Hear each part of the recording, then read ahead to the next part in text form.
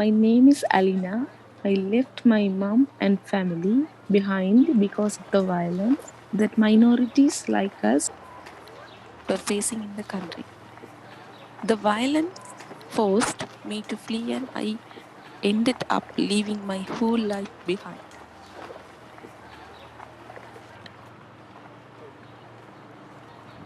When I arrived here, I felt alone because I couldn't speak the language. I had a hard time understanding teachers and students at the ESL school.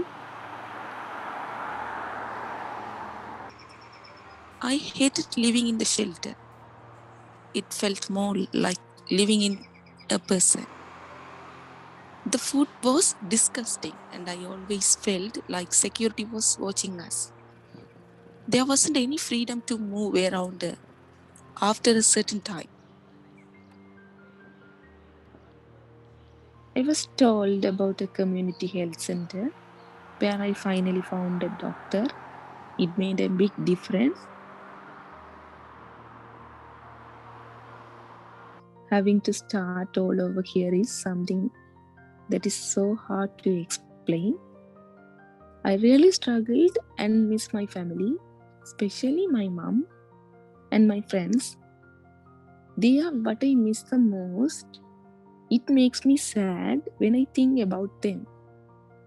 When I think about not being able to have them here, when I wake up every day. Waiting for my refugee hearing was very stressful. I couldn't feel completely settled in my life because I feared I would have to leave and return back to the violence. I find my spirituality helps me. Praying allows me to find some sense of peace. I like being out in nature too. It helps me stay calm during stressful times. Being surrounded by plants, rocks, and water reminds me of how strong nature is, how it grows and rebuilds itself.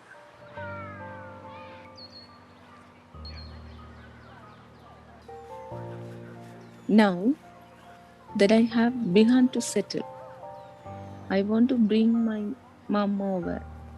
It would mean so much to me to have her here with me. To have her away from the violence, I would feel so much better if we were able to grow here as a family together. My mom is my whole world. Leaving her behind was so painful, but we both knew I needed to flee. Being separated from your community by force is a terrible feeling I would never wish upon anyone. It has been hard to afford a lot of things here, like safe housing. I really want to go to college and find a good job to support myself. I want to build a community here with new friends and new home.